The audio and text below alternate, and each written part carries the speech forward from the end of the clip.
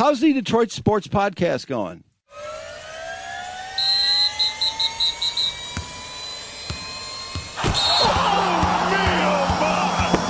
This is the Detroit Sports Podcast Network. Shore Professional Baseball League invites you to a summer of food, fun, and baseball. The week starts with Thirsty Thursday, where drink specials abound.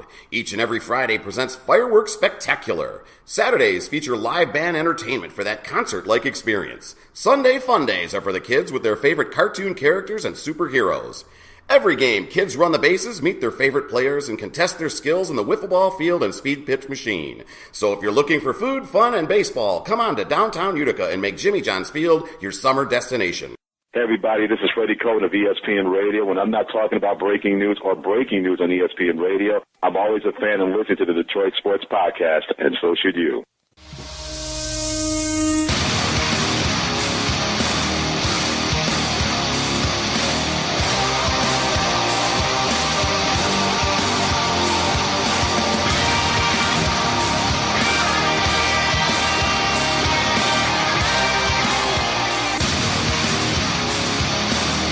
Welcome in, everybody. Thank you for finding and downloading another episode on the Detroit Sports Podcast Network. I am the Doc, John Macaroon. Joining me, my cousin, Adam, the Jock Strozinski. What's up, cuz? What's going down? Do you notice anything different about the pre-set-up ritual that I normally go through here? Because you're being a bitch! Less coffees, less energy drinks? I have less water bottles, that's for sure. Less beverages. But no. So normally, it was like the last 9, maybe 10 months. I'd come in, I'd set everything up, set my computer up, pull out my 87 beverage cups, set those all up, and then I would sit there and I would reach in my mouth and I'd pull out the one tooth. Oh, you got it finally fixed. Finally fixed. So for those who don't know, a couple years ago, I ended up getting smashed in the face by a hockey stick. I lost a couple teeth and went in. That's right, Dan Miller. Oh, no, it was bad. Went in for an emergency procedure. They were able to save most of the teeth, cap them off. Well, about 10 months ago or so, one of them wasn't sitting right, ended up getting infected, and there was nothing they could do. It was just like basically wobbling around in the socket. So they had to go up in there and rip that out. And then 10 months later, I finally get the implant in, and a whole lot of money afterwards. And finally, it's done. And look, see, can you tell? Is that thing on? See, is that set on? Yeah, that's on here. Hold on, I'm gonna go for the camera. Yeah. Put this up on Twitter. That's nice, huh?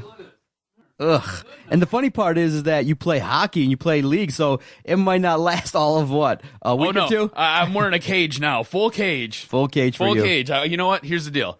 So I used to go nothing to protect the grill, and then I took a hockey puck in the eye, and then I took another hockey puck right underneath the eye in the cheek. And so after that, I was like, all right, cool. We'll go to a shield. We'll go to a half shield. No big deal.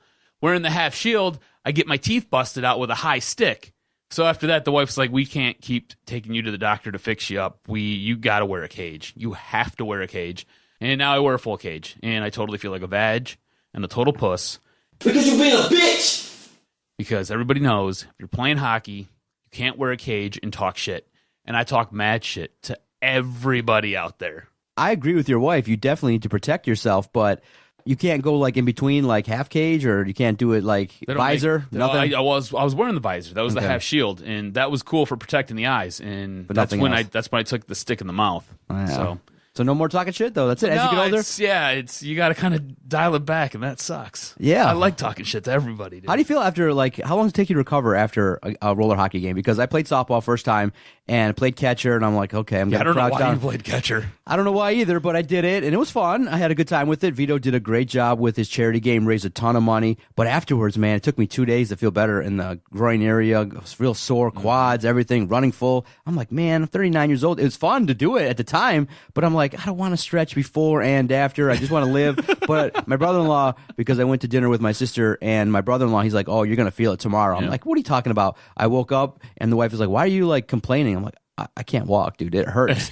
And so I have to ease up on Victor Martinez a little bit, give him credit, because I don't know how these guys can do it. You got to do a lot of icing, a lot of carrying, a lot of stretching. It was tough for me. to recover from a simple 9-inning, charity softball game. But the media's funny. We're like, can we make it seven innings, please? We got destroyed because Vito set up teams, league players versus the media. What? And we got by the first inning we were down 10-0, and we didn't score our first run I think until the 4th or 5th inning. Really? We had guys who had never played before, couldn't get the ball out of the infield, and there were a lot of good players on that league team. They were snagging up everything in the infield, and whereas the media team was just dropping balls left and right and throwing the ball over the diamond. So it's kind of funny. So Vito's going to have to change it up next year, give us a couple more league players because it was competitively the balance was not proper. Doesn't Vito know those that can't do either A, teach, or B, write about it? Exactly.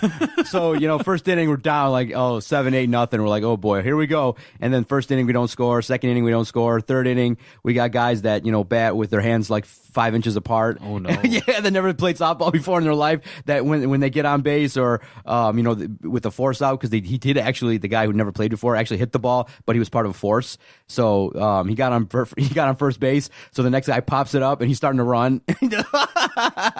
So it was actually a fun experience overall. He had fun with it. We enjoyed ribbon. Everybody there was laughing at each other, and the media team took a whooping, and it was bad. But for you, when you play, how long does it take for you to recover? Do you stretch? Do you do the whole thing? Yeah. You do the whole thing?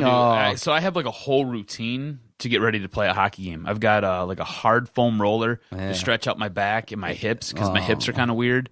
And I got to stretch out my IT bands and my quads because those get super tight and I can't cross over then.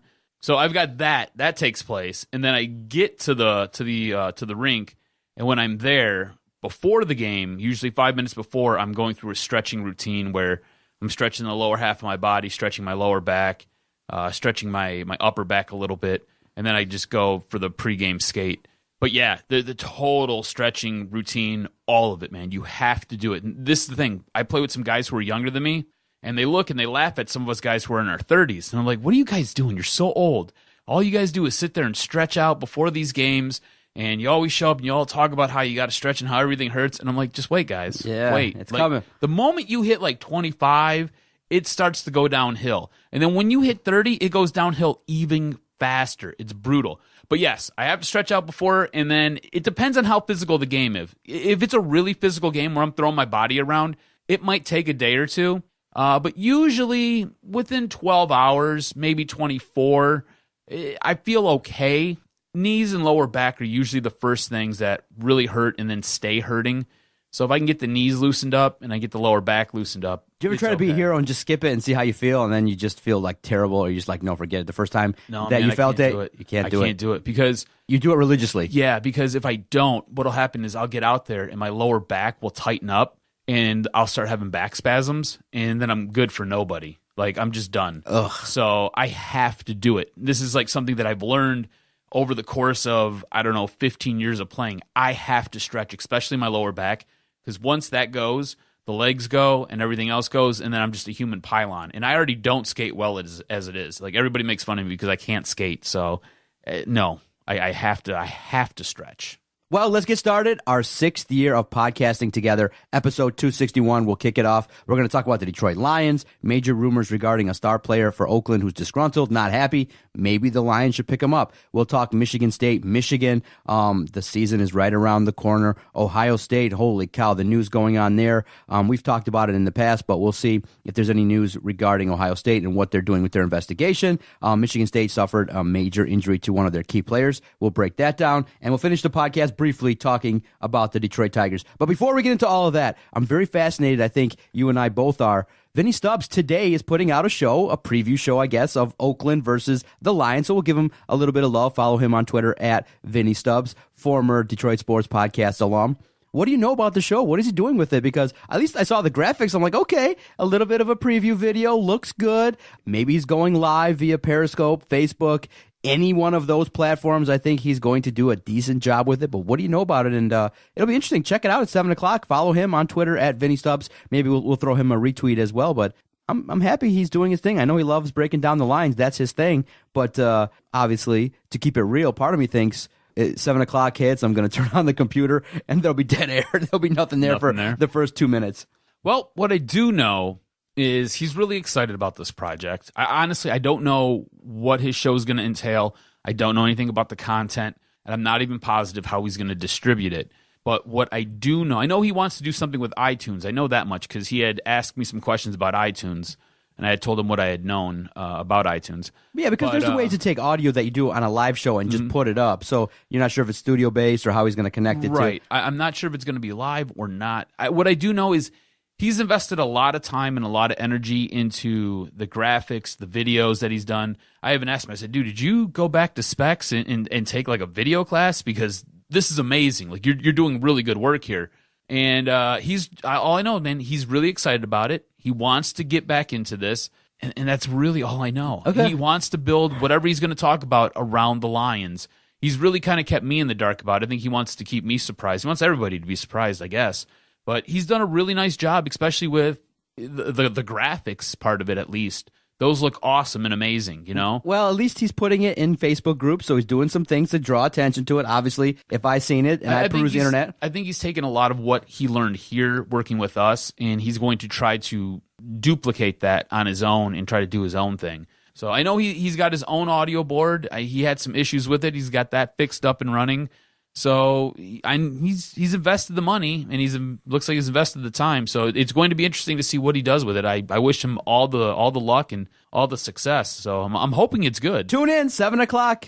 Follow Vinny on Twitter at Vinny Stubbs. He always helps us out, retweets our stuff too. So he's a good guy, and obviously we always use his drop. He's a great guy, good fun guy, great guy. What's his drop? Let's hear his drop.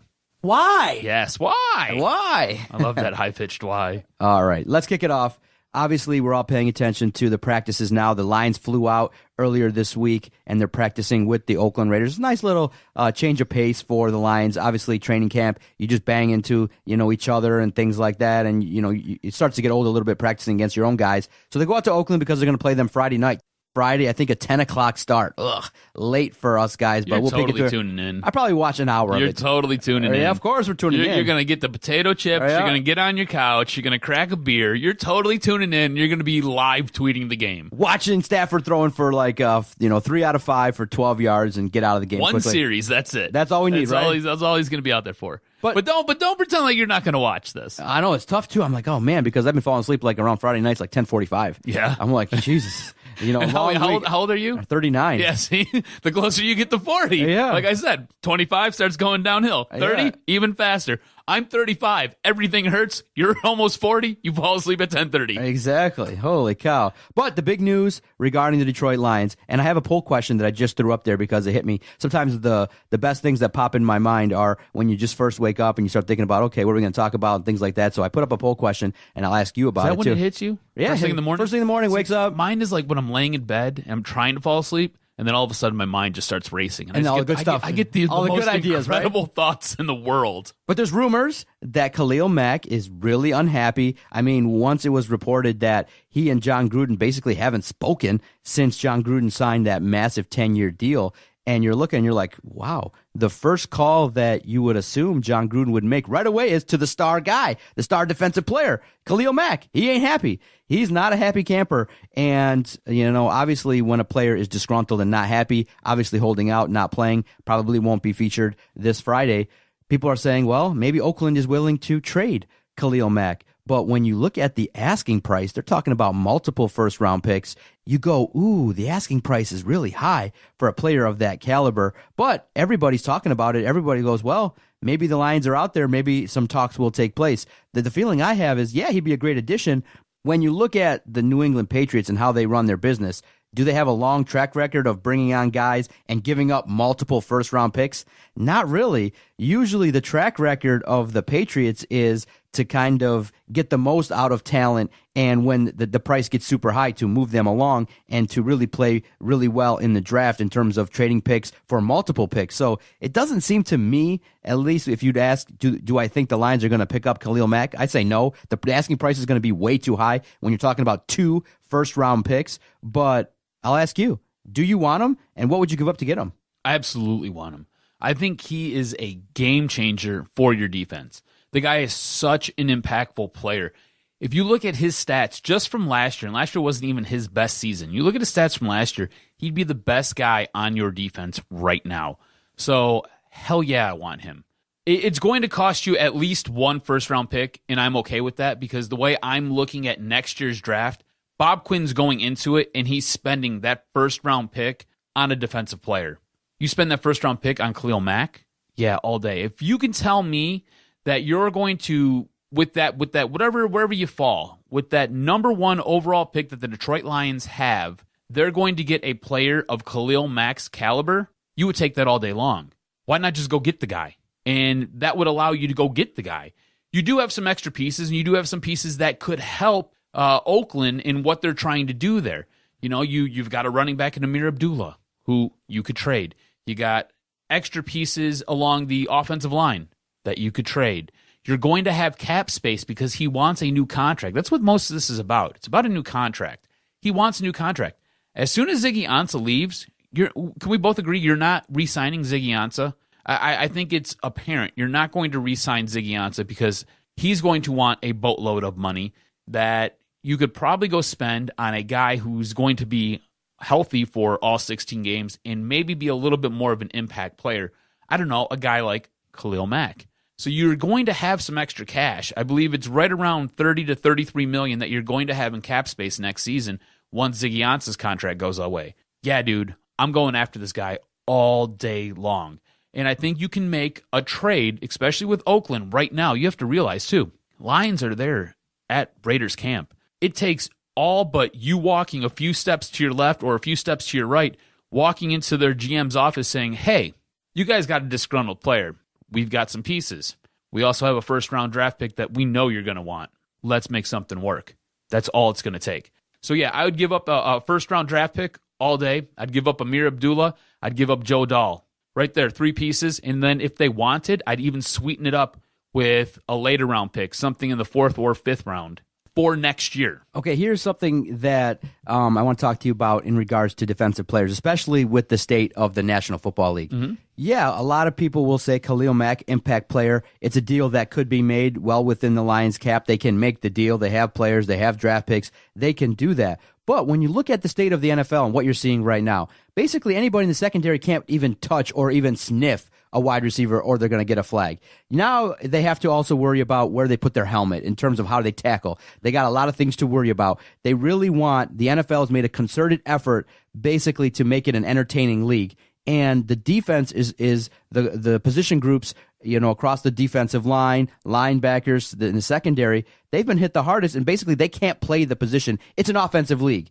And so would you say that knowing that the league is going more towards higher offenses, letting the guys do their thing, not letting the defenders hit, not letting them tackle properly, really handcuffing players in the secondary, why would you invest that much money in a defense when you look at it and you go, you know what, you got a defensive wizard as a head coach. Maybe you go with lower-priced athletes that can be coached up, that collectively you stockpile young players and not bring on a guy that's going to be really highly paid because you go, okay, you bring in Khalil Mack. You bring him in a time when your team is right there ready to pounce, not year one of a rebuild. And so with that formula where you go, man, if the Lions... Is this year one of rebuild? Yeah, this is year one. I think if you were to be a fly on the wall... This is Bob Quinn's, third year? Yeah, this is a rebuild. This is year one of the Matt Patricia era, not year three because... Right, of the Matt Patricia era. Yeah. But I don't think this is a rebuild. I don't think this is a rebuild by any stretch of the imagination. There's not enough depth along the defensive line to really do anything. With what they went out and they did this year in the draft, it absolutely does not lead me to believe that this is a rebuild. It leads me to believe that they want to be in playoff contention. And if you're in a rebuild, what Cleveland's going through is a rebuild. What Detroit's going through, they incorporated a new head coach. So you've got a new guy under basically calling plays and taking care of day-to-day business. This is year 3 of Bob Quinn. Bob Quinn, I think, has not said this is a rebuild. Yeah, wouldn't you say it took like 1 or 2 years to really kind of broom out the guys that they knew would not be effective, like the Tahir Whiteheads and the such. I agree with that. Now you got 3 but I don't draft think classes. It's a rebuild. I think a rebuild is when you're basically starting from scratch. Okay, then it's different. Okay, look at what they've done though in this. Just go by the draft, right? We both agree that they needed to address defense. They did not. What they did was they solidified their offense. Bob Quinn looked at his team and said, we are closer with a better offense than we are with a better defense. So let's invest what we have now into this offense That's going to help get us into contention. We can smoke and mirror it on the defensive end. Okay, well, we could say, we can discuss, if where they are in the rebuild. But the way I'm looking at it is Bob Quinn's job was to come in and change the culture, broom out a bunch of bad players, and bring in players that will fit the system. Mm-hmm. So the way then I could rephrase it is, what are the expectations for the Lions this year? It's not to win it all. And so to bring in a Khalil Mack, I feel like we need to be 1 or 2 more years ahead with Matt Patricia and Bob Quinn working together to get the right system and the right pieces in place. So you bring on a Khalil Mack to seal the deal. Right now, year 1 of Matt Patricia, maybe not the right time because of the fact that, he's 27, 28 years old. I know he's going to be in his prime. He's a massive force there on the defensive line. He can cause disruption. He could be the right piece. But for the Detroit Lions right now, year 1 of Matt Patricia, the expectation is just to get to the playoffs. Maybe even, I don't know. We'll talk about what the expectations should be. Should it be to get to the playoffs? Should it be to win a playoff game? My Twitter poll question for this week kind of hints at that. But I'll say this, when it all plays out, I don't think Khalil Mack will be a Detroit Lion. I do think that the philosophy will be to go with the Patriot way. And the Patriot way is, hey, have a lot of young talent, bring up guys like an Anthony Zettel where you get him in the 6th, 7th round and you get something amazing for him, or a Kerry Hyder where I think he was undrafted and he comes in and he's like, oh my gosh, where we find this guy? And I think that suits the Lions a lot better than right now sacrificing first-round picks, because I do think they're going to covet them. They're going to want more of them. They're going to want to address maybe with the first-round picks more high-end talent, wide receivers, running backs, offensive line. I don't think they'll sacrifice a first-round pick for a Khalil Mack. And I get that. I totally understand that. But you're probably going to have on this team pieces that are expendable. Do you want a guy like, say, Amir Abdullah, Myles Killebrew, or Joe Dahl to just be cut and walk away? Those are pieces that you could sit there and somehow package and trade. And I think if you packaged and traded them to get a guy like Khalil Mack, your team is now exponentially better. Could you imagine having 1 year of Ziggy Ansah on one side and Khalil Mack on the other side? Can you imagine what that defensive line would look like? Mm-hmm. It'd be amazing. It'd be so impactful. It would be awesome. If I'm the Detroit Lions, you're like, do it. Just get it on the phone and make. If it can be worked out, do it. If it can be worked out, yeah, get it done. If you can realistically look at what you have going on, not so much this year, but what you have going on next year and the years down the road, and say, hey, we can get this guy in. We can sign him to the contract that he's looking for. We already know what he is. Let me ask you this: who do you think's a better player, Khalil Mack or Ziggy Ansah? Khalil Mack, all day long, right? And so you know what the trade... I would pay him $17 million. Okay. I'd have no problem paying him $17 million. I don't want to play Ziggy Ansah $17 Okay, I'll ask you this. Okay, here's, we'll make our first offer. 2019 round 1 pick, 2020 first round pick, projected again to be around 15 to 20, and Ezekiel Ansah for Khalil Mack. Straight up. 2 first rounders, Ezekiel Ansah for Khalil Mack. No. You make that deal? No. Too much? Yes. And again, like you said, the Patriot way is to not sit there and dole out first-round picks. Yeah. It's to covet them and to somehow make them multiply. Mm-hmm. So you want to try to fleece the Raiders? I don't even want to fleece the Raiders. I want to give them fair value. I have no problem giving you a first-round pick. I have no problem giving you 2019's first-round pick. I think it might take 2. And I have no problem giving you, even if you want to stay in the year 2019, I have no problem first and second? Giving you... No, I don't want to... No, because now what you're doing is you're basically cutting your nose to spite your face. I would give them a first-round pick. I would give them, we'll say, a 4th-round pick, and I would give them Amir Abdullah. I'd give them Myles Killebrew. I think those two... No, listen. I'd laugh at that. I think those two pieces. Sure. I think those two pieces help them this year. Yeah. One, it helps their salary cap because Amir Abdullah doesn't cost nothing. Right. Okay. Myles Killebrew, the same thing. Myles Killebrew is going to be an impactful safety, whether it's with the Lions or with somebody else. Right now, Quandre Diggs has found his spot. He's your safety. Mm-hmm. He's going to be your thumper. He's going to be your guy who's going to go knock helmets off. Myles Killebrew, it projected to be him. It's not going to be him because Quandre Diggs figured out what he's doing now. So you can trade him to the Raiders. Raiders can sit there and sign him, and now, hey, they've got their safety. Amir Abdullah, I'm not sure what his future holds in the NFL. Maybe he becomes a CFL player. Good luck holding on to the bigger football in Canada, bro, because you got baby hands. Didn't want you here in the first place. Don't want you now. Don't let the door hit you where the good Lord split you. I'll see you later. I don't care about Amir Abdullah. But if this came down to, if a sticking point was, I'll give you a first, I'll give you a 4th in 2019, 2020, we can come back, revisit, and I'll give you is a conditional third. Is that cool? Can we do a conditional third?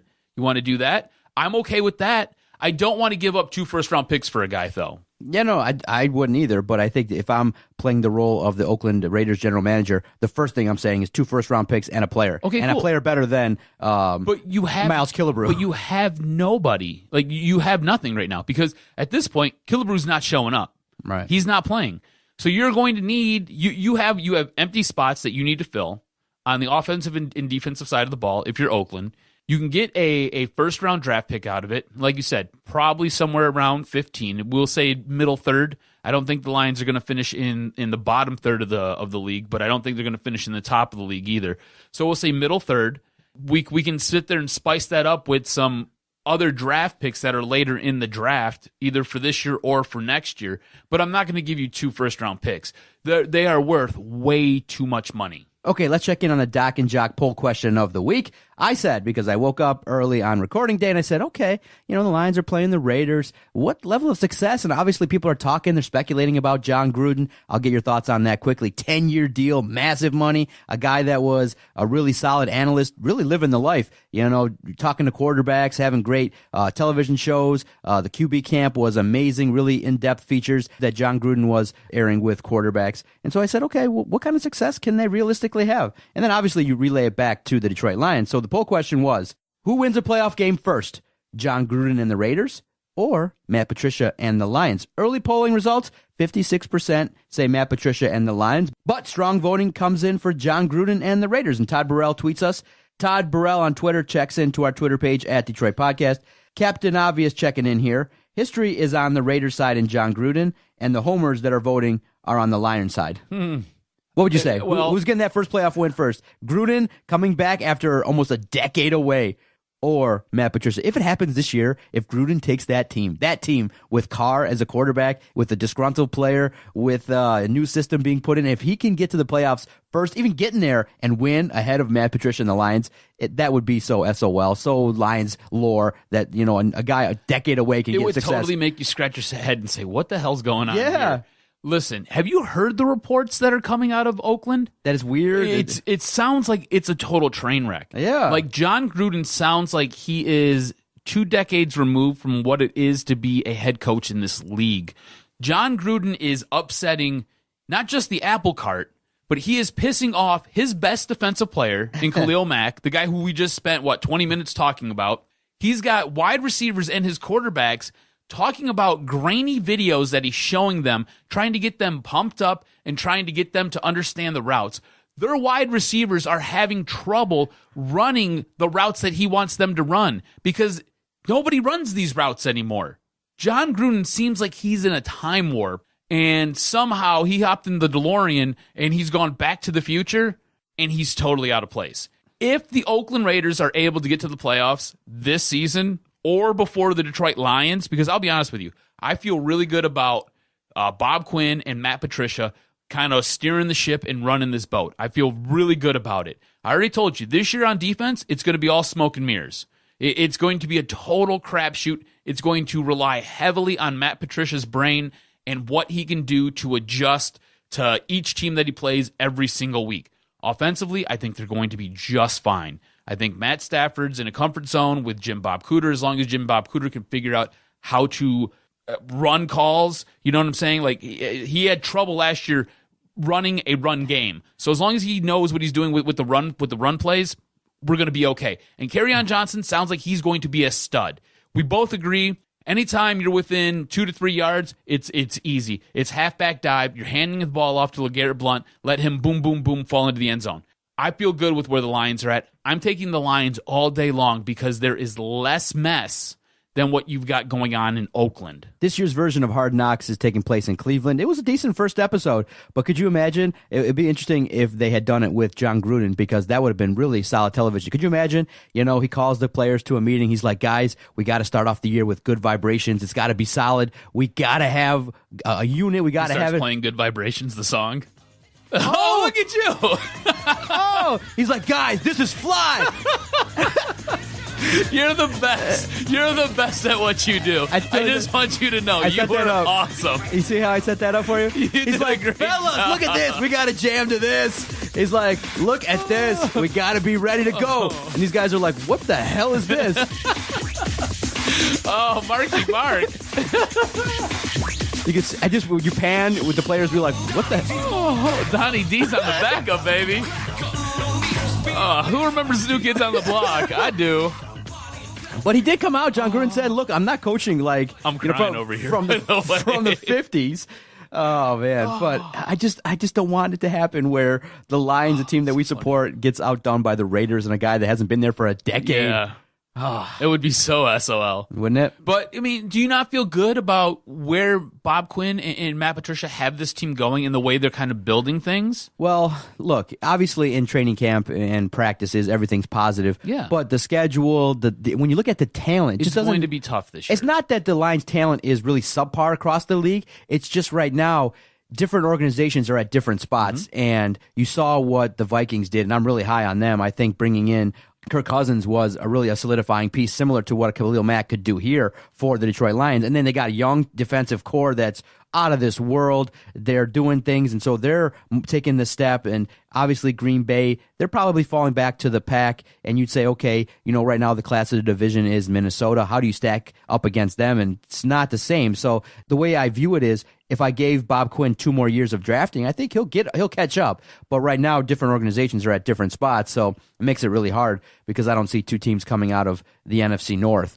especially in this NFL and this NFC. So it makes it really tough. You got to win the division, and I don't know. I just see Minnesota being able to do a lot of good things, especially if their guys stay healthy too. You got to get lucky. But in terms of the Lions right now, I'm cautiously optimistic, like always.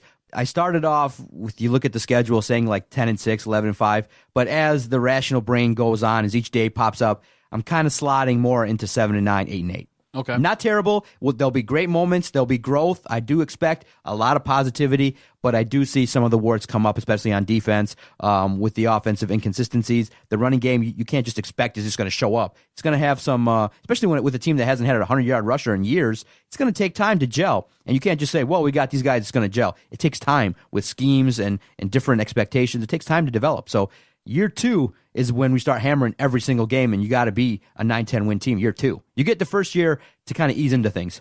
Do you, in this, as you were talking, this popped in my head, and I agree with you as far as Minnesota goes. I think going out, getting Kirk Cousins, you paid him a boatload of money, and I think it was awesome that he got a guaranteed contract. I really do believe NFL players deserve guaranteed contracts. They're the only professional athletes that don't have guaranteed money. You can be cut at any time, any day of the week, and you get nothing in return.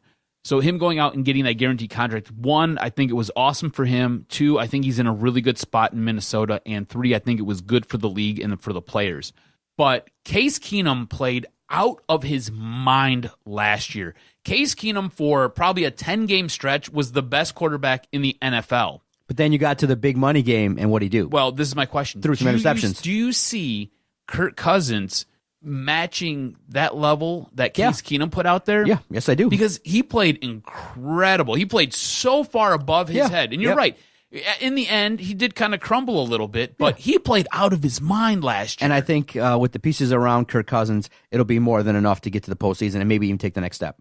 I think a lot of people are sleeping on the Vikings. I don't think anybody's sleeping on the Vikings. No, I think a lot of people are really looking at, obviously, the Patriots, the Eagles. They're looking at the Rams. But in terms of expectations, I think the Vikings should be up there as top 4. Yeah, definitely, most definitely. And I think they're sliding in 4-8. I have them penciled in to win the NFC North. Yep. All day long. Exactly. And I can see them getting a bye week, and I could even see them being better than who do you have as your best team coming out of the NFC? Philadelphia. Okay, I could see them being better than Philly. I could totally see it. That's the team to beat. Okay. In this division, that's the team to beat. Okay, so you got it. I like your prediction of 7-9, 8-8, though. Yep, and I definitely agree with you. I do think that by a small margin, 55-45, the Lions probably, I would vote, would be the team that would probably win the playoff game first, because it's really hard, a decade away, to come back and motivate these players, especially with a player already, poisoning the well. But hey, if they get a huge haul, 2 first-round picks, and you hit on some, if his talent evaluation is on par, then you can suffer a little bit of coaching woes. All right, we'll take our first break. We'll come back. We'll talk Michigan State, a little bit Ohio State in the second half of the podcast. Stay with us. You're listening to Doc and Jock on the Detroit Sports Podcast Network. Doc and Jock here for our host site, Podomatic.com. When Adam and I first started this project, we were looking for a great place to host all of our recorded audio. And thank goodness we found Podomatic.com. Why do we use them? At this point in time, we've recorded 1,000 podcasts on this very platform. We've been able to have great guests. We've been able to grow the network to become credentialed media. And the reason why, we have a great host site so that when we share links, everybody across the country and even overseas can hear us. So if you're looking to start a brand new project, a brand new podcast, Adam, Vito, Shay, Gus, Steve, all the hosts here on the network, we're going to recommend one host site and one host site alone, Podomatic.com.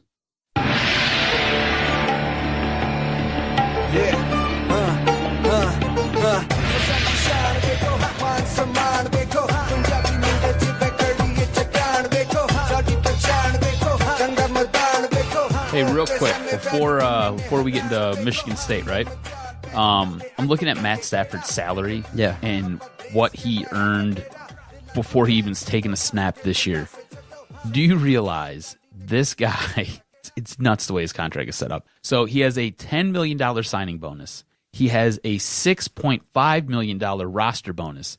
And then he gets an additional $500,000 for a workout bonus. He's basically making Ziggy Ansah's contract before he even takes a snap, just for walking in day one. That's crazy. That's crazy. And then he gets his base salary of $9.5 million. Cool, bro. It's good to be king, right? It is. And Jesus Christ, that's a lot of money. Just to piggyback off of that in Stafford, it infuriates me to hear, some reporters are going to Hall of Fame voters and are like, so what do you think about Stafford? Is he going to be a Hall of Famer? I'm like, why are you asking if Stafford's a Hall of Famer? It would be really ridiculous. It would be actually embarrassing if Matthew Stafford's voted into the Hall of Fame with no playoff wins and they just go off in the stats. But at least the Hall of Fame voters came back and told Dave Burkett, a great writer for the Free Press, they said, look, the fact that the team hasn't had success is going to hurt him. Mm-hmm. And it's an interesting topic to talk about. Should team success be looked at when you're looking at a player's overall numbers? Yeah. Stafford could have 100,000 yards and he could actually walk away from the game as the guy with the most passing yards. But if he doesn't have any playoff success, I can't put him in the Hall of Fame. That'd be embarrassing. It'd be like, Matthew Stafford threw for 300 yards in the regular season 80 times. He threw for 50 touchdowns 4 times. He did this and that and all the great stats. And then you go, okay, how many playoff wins? Big fat 0. It'll be on that column. Playoff wins 0, division title 0, Super Bowl appearances 0. And you're like, what the heck did we do with this guy? This is a guy who padded his stats. This is a guy that was on teams that were losing a lot, and so he was able to get a bunch of numbers. There's no way he's a Hall of Famer. There's no way he'll get elected if the team ends up with 0 playoff wins in the next 5 years. Yeah. No way. I think once he wins a couple playoff games, maybe 1 or 2, I think at that point you can start talking about him being in the Hall of Fame. Yeah. But until that time, it's really hard to put a guy who has 0 success in the playoffs into the Hall of Fame. That'd be unusual. I wouldn't watch. I couldn't watch it. It's such a pass-heavy league right now, and I love how we're cutting into Michigan State time. Still talking lines. This is what happens all the time. We're like silly bunnies, man. We're just like, all right. Anyways, you look at his stats, and you just kind of run through them real quick, and he's up there with some of the best in all of NFL history. Joe Montana, Dan Marino, John Elway. He's up there with those guys.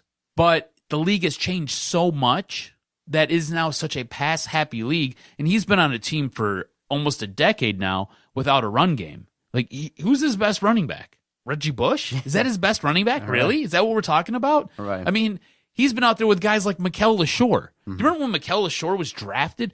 I damn near had a conniption because I was like, who is this guy and why are we taking him? What are we doing?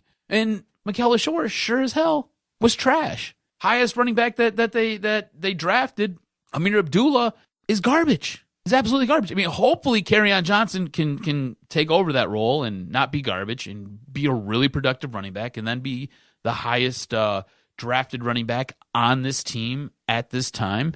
And we can go from there. But yeah, his passing stats are incredible, but he has to win a couple playoff games. Okay, so now at this point in time in the summer, media days are kicking off for the Big Ten, Michigan State. Mark D'Antonio was able to address what he felt about last year and what he thinks about the future. Unfortunately, news broke that Josiah Scott, and it was basically revealed at Michigan State Media Day that Josiah Scott suffered an injury and he's going to miss 2 months. You asked and you were curious what you think about it, and I'm definitely concerned, but not as concerned as you would think because of the fact that at that position, there's a lot of depth. And he is a great player, and he was responsible for a lot of the defensive prowess that Michigan State had last year, led to a 10-3 season. But there are players at that position that are going to be competing for that job. Junior Josh Butler has the most experience. He has appeared in 23 games with 4 starts. True freshman Kalen Jervin will have an opportunity. And there are other players in the mix like Davion Williams, Chris Jackson. Trey Person has an opportunity as well. So on the defensive side, while yes, it is definitely significant to have this injury, I'm more concerned a little bit along the offense regarding the fact that there's been some transition at center. Some great players have moved forward. What's going to happen with that offensive line? Every year you put together an offensive line, especially with LJ Scott, and especially with the importance and the emphasis that Michigan State puts on the running game. The absence to graduation of some seniors for Michigan State along that offensive line has me more concerned than the injury to Josiah Scott. And I think what you're worried about is where the worry should be. Yeah. Because Josiah Scott's injury, even though he is an important piece, an important cog to that defense, and the position he plays and the way he plays it is super beneficial for Michigan State, and he is an impactful player, it happening now is like the perfect time that he could go down with this type of an injury. And we don't know exactly what it is. It was a non-contact injury. They're saying about 2 months. It's going to be about 2 months. So let's look at the schedule real quick, all right? You're going to play Utah State. Are you worried about Utah State? No. No, exactly.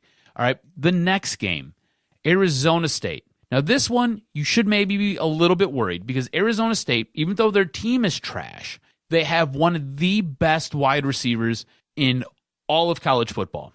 So you can do a couple things because, again, the rest of their team is not very good. You can bracket this wide receiver. You can double the wide receiver. You can do different things to cover him. You don't have to line your cornerbacks up on an island and leave them out there. So this one, we'll come back to this. We'll come back and we'll revisit the Arizona game. Against Indy, not really worried there. Indiana does not necessarily scare me. Central Michigan does not necessarily scare me. I believe he'll be back for the Northwestern game, which is October 6th, roughly puts him right there. Now, when he comes back for the Northwestern game, I'm not expecting him to play 70% of that game. I am expecting him to get some snaps, roughly 30, 40 snaps on the ground, and then work his way back in for that Penn State game, which is the following week, which is probably the most important game up to that point of the season. I don't think this injury is going to hurt or devastate the team. Yeah, it kind of sucks that he goes down, he loses some valuable camp time, but he's not going to miss a significant portion of the season. And the teams that are being played while he's recovering from this injury, I don't believe are going to be detrimental to this team. Now, I said, let's go back to Arizona and let's kind of take a look at what they got going on.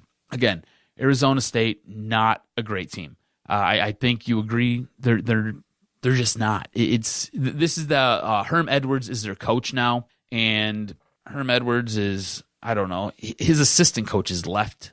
Like when he took over, his assistant coaches were like, yeah, I think we're good. And they just bailed. They just rolled out. Said, yeah, okay, cool. We're out of here. Look, this team, Michigan State can, like I said, do different things up front, and you can move your safeties and your cornerbacks around to really relieve some of that burden. And like you said, they have some depth at this position. They're going to be okay.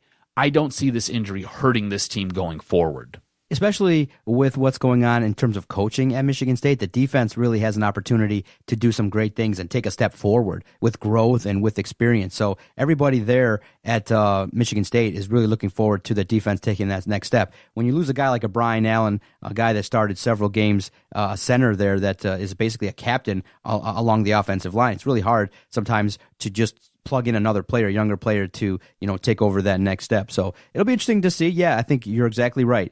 When, the early part of the schedule is a little bit easier. But at the same time, you always know that Keel Harry's the wide receiver to watch at Arizona State. Sorry. Who's that?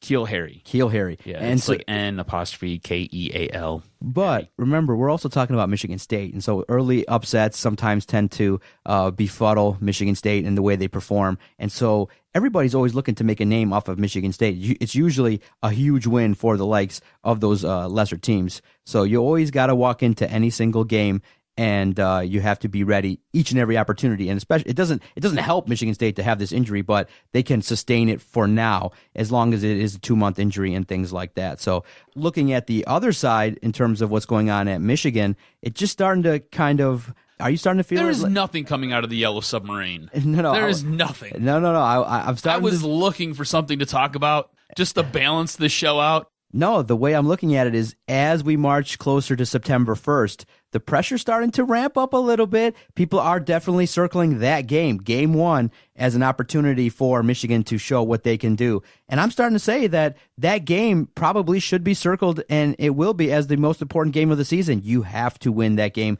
You can't walk away from South Bend as a loser. It just cannot happen. The pressure's up there, and people are talking about it. They're talking about the Michigan season in totality. But once it's announced that Shea Patterson's the guy, I think, people are going to be super excited. But as we get closer, September 1st is right around the corner. You're going to be going, I think, to the game. I'm going to try to go to the game, and I'm going to disagree with you. They can lose this game. Losing this game, that would be a great 7 days of media. It does not impact how they'll finish in the Big Ten. And what's important is winning the Big Ten East and then going on to play for the Big Ten championship. Now, I agree with you that if they lose this game, nationally, it's a story, right? Mm-hmm. It's a big story because Michigan came in, they weren't able to get the job done, they got their quarterback in Shea Patterson, and Shea Patterson's supposed to be the second coming of Christ at the QB position. By the way, there's a ton of hype surrounding this guy. Everywhere I turn, there is hype. I found an article on ESPN, and it went through and listed the top 50 players in college football. Michigan had 4. Shea Patterson was ranked number 25 on that. Or no, was he number 25? I believe he was ranked number 25. And I was like, are we serious? Like, he hasn't even thrown a pass for Michigan. You don't even know how he's going to fit into this offense. What are we talking about here? It astounds me that there is so much praise heaped upon this guy, and we've not even seen anything from him. I mean, he hasn't played in a bit, and when he played at Ole Miss, and they run a totally different offense. So what the heck is going on here? Just kind of blows my mind, man, that it has gotten to this level, It's just kind of crazy for me. Yes, this is a big game. We both agree. I feel like Michigan should go in there and should win, but I always feel like Michigan should win. That being said, if they lose, it's not going to hurt them.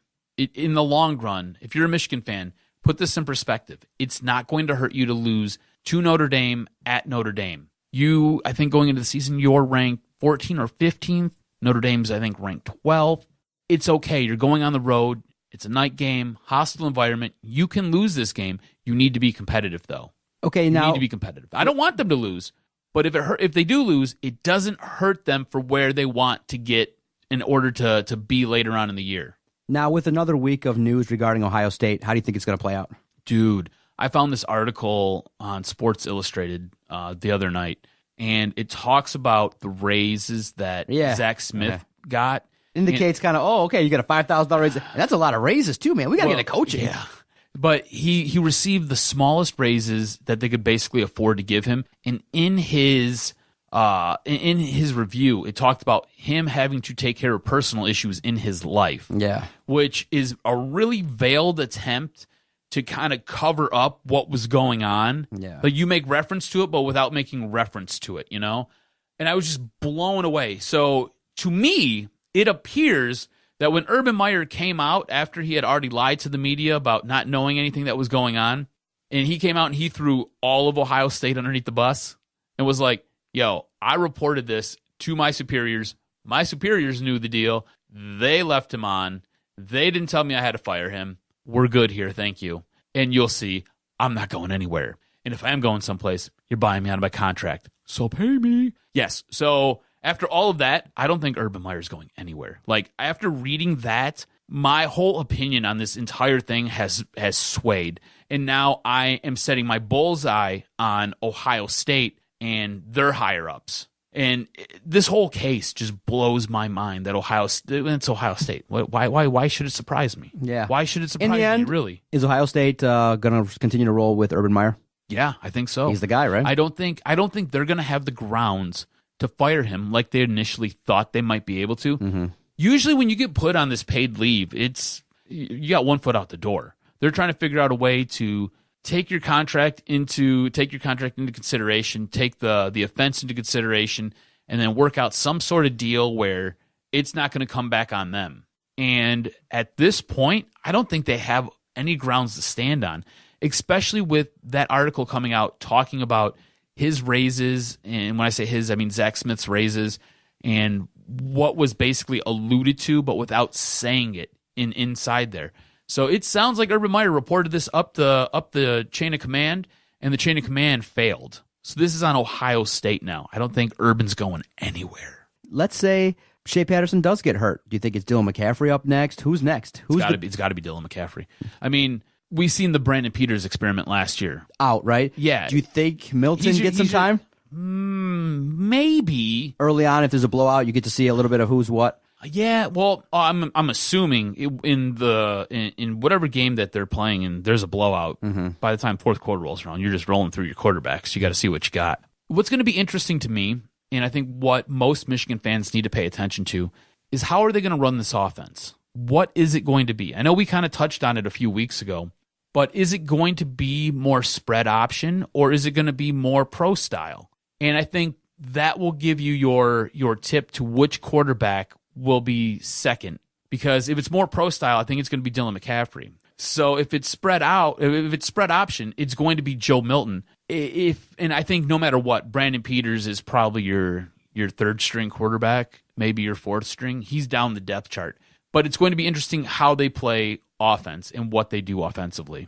All right, final topic will be Detroit Tigers. We'll wrap up the Mike Fiers time in Detroit, kind of see what's going on with the waivers. Some moves can be made in August, but the Tigers are getting whooped all over the place. They really tried to roll out a former guy that was overhyped, and he went out there, and it was a disaster. But I want to thank everybody for your continued support. But before we talk about the Tigers, I do want to play the premiere clip from Hard Knocks. It was really awesome. It's just Jarvis Landry coming in, a new guy trying to hype everybody up, and it was a good speech, and I think it riled me up. So we'll play that before we come back and talk about the Detroit Tigers. But the free and easy way to support this network, how we've been able to record over 1,000 podcasts, how we've been able to earn credentials, how we've been able to take the crew here and everybody's advancing their cause in their own journalistic and broadcast careers, is your support, and we greatly appreciate it. We wouldn't be able to broadcast from an office if you didn't go to the website, DetroitSportsPodcast.com. If you didn't download the shows, we greatly appreciate it. Check out this clip from Hard Knocks. Really good, really solid. Jarvis Landry's not happy with the way the team is practicing, and he steps up, and it's a really good speech. Like, straight up. Like, that shit is weakness, and that shit is contagious as fuck.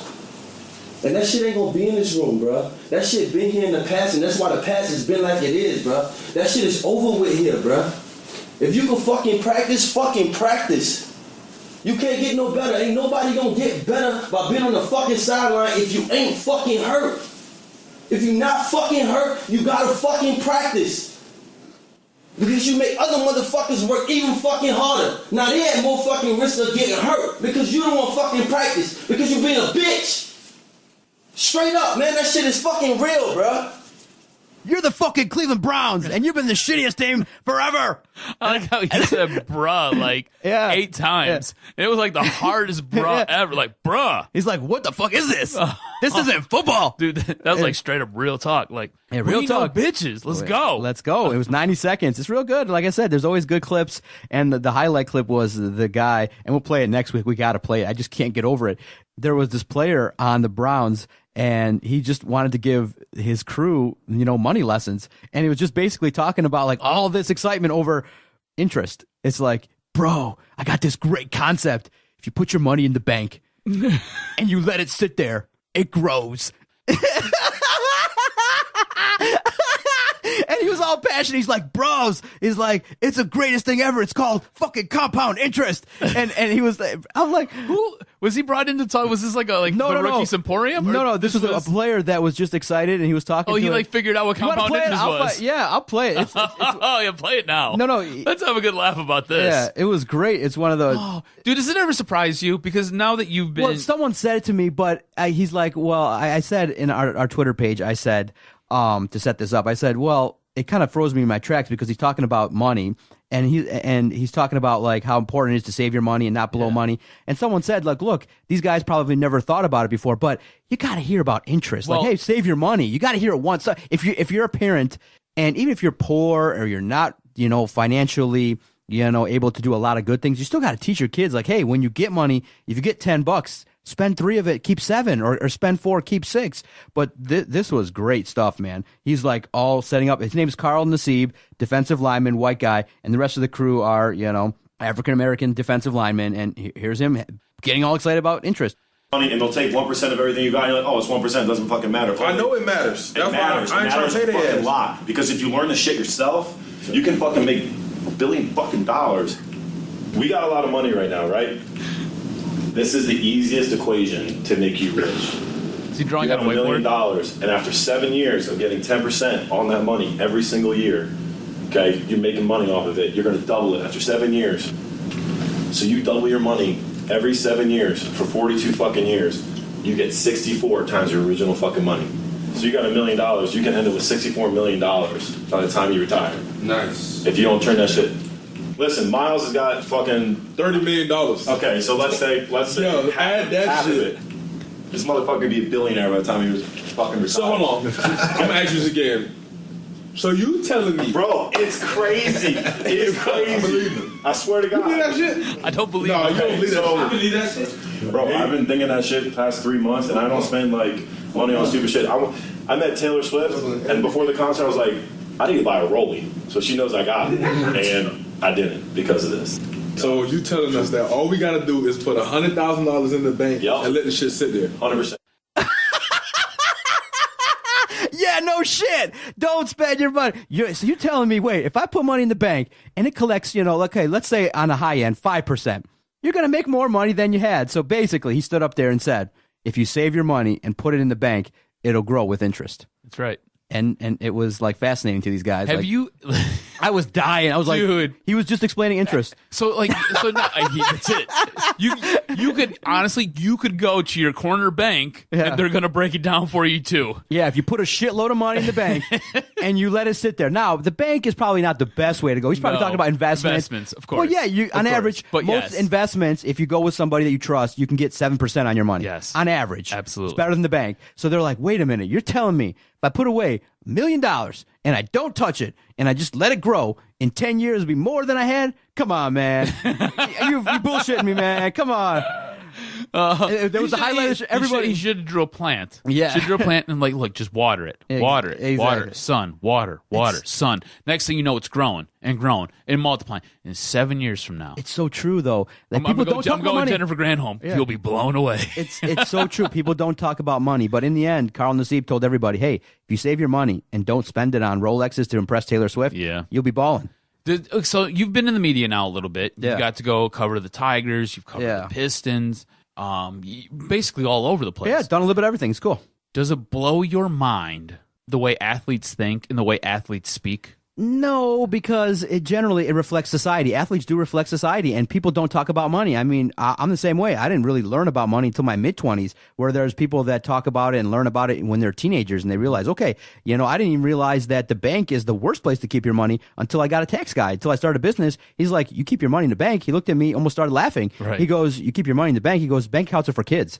I said, what? All my money's in the bank. He's like, take your money out of the bank and put it here. And I'm like, oh. And, lo and behold, whereas I made all of $8 in 2 years, I've made 8% of my money with what's called a brokerage account. Mm-hmm.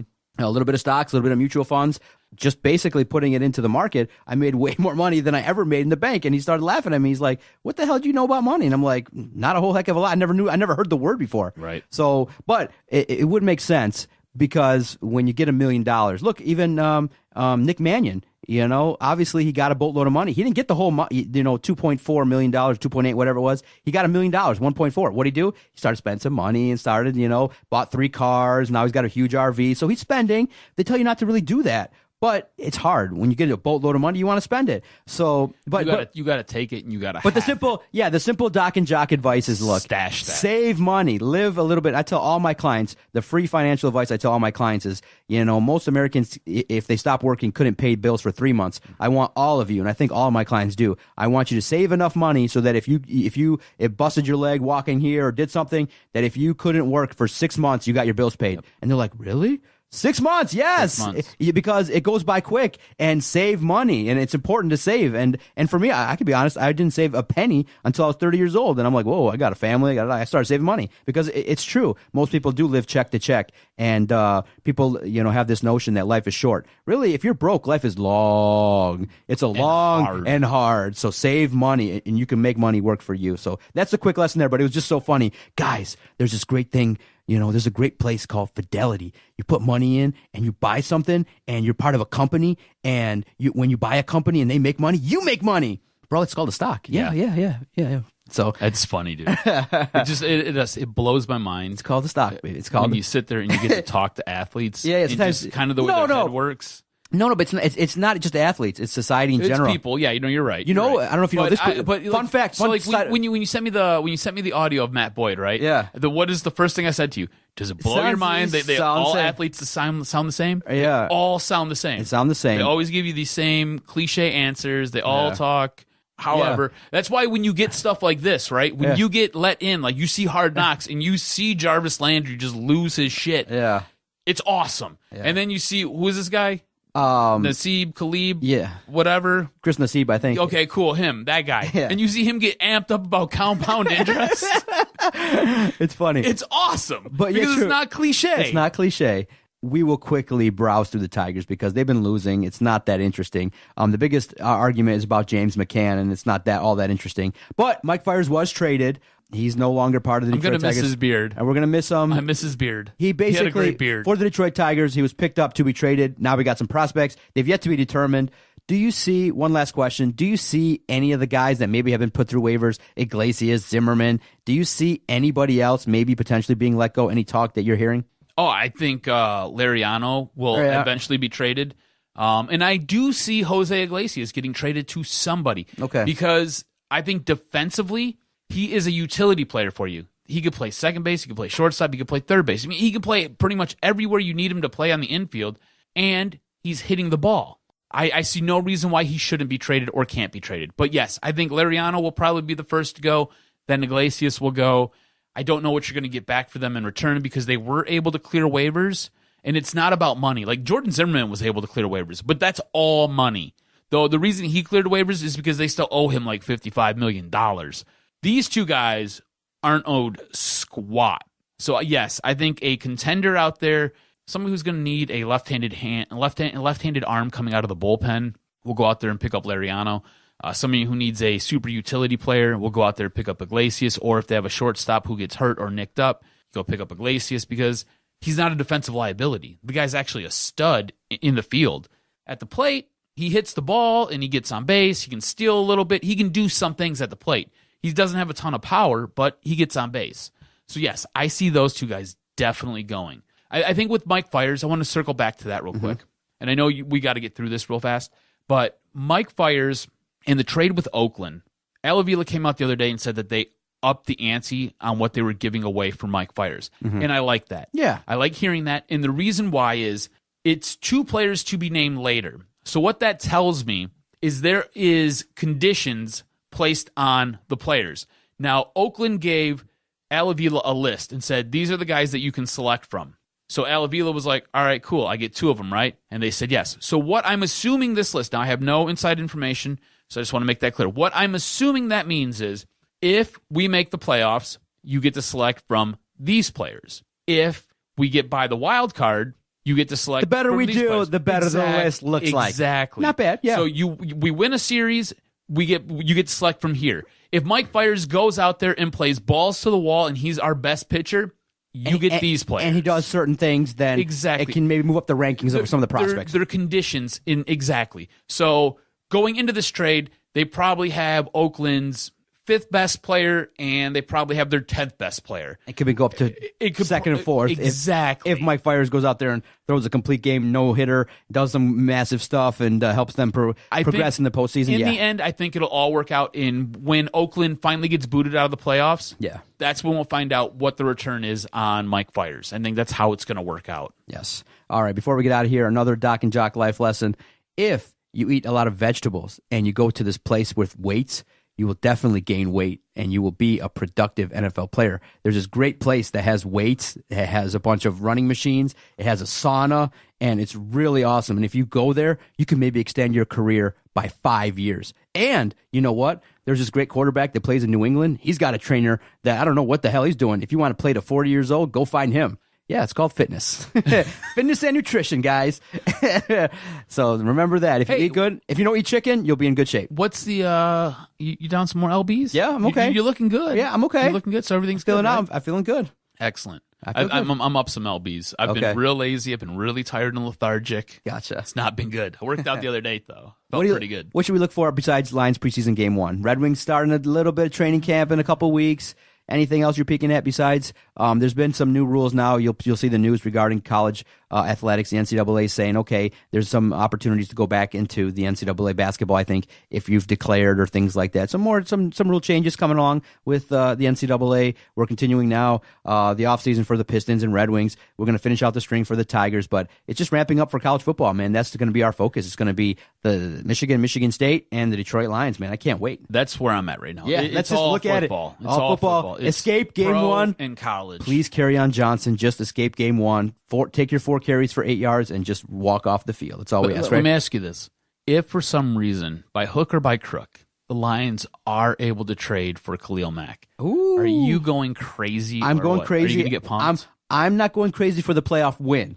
I'm going crazy to earn the spot to be in the playoffs because, like I said, we're entering into a zone where Stafford and the Lions could get a parade for winning a playoff game. Yes. That's how long it's been, where when they win, everybody's going to be on Jefferson in Detroit. Everybody's going to be on the main roads of Rochester and Birmingham celebrating a playoff win. That's how ridiculous it is. They get to the playoffs, it was and all worthy. of a sudden Matt Stafford becomes a Hall of Fame quarterback. We're going to celebrate. You know what? We're going to spray champagne for a playoff win. Oh, hell yeah. 2 more years of this, and Matthew Stafford's been in the league for 12 years and doesn't have a playoff win. We're popping bottles for a playoff win. That's where we're at. No, you're right. You're absolutely right. And you know what? We'll do it all. We'll Periscope it. We'll put it all on Twitter. We're popping bottles for the playoff wins. All right. Bottles of Mo. For the Jock, Adam Straczynski, always a fun recording. I'm the Doc, John Macron. You listen to Doc and Jock, episode 261, entering our 6th year of podcasting together. Always fun. Thank you, sir. Absolutely. Go Lions. Because you've been a bitch. This was locker room talk. Second dick. Sorry, Detroit. Didn't quite work out. And all I can say is Detroit Sports Podcast scores. I have voices in my head. They counsel me. They understand. They talk to me.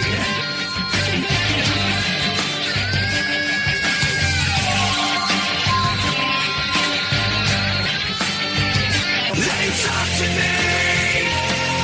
They tell me things that I will do. They show me things I'll do.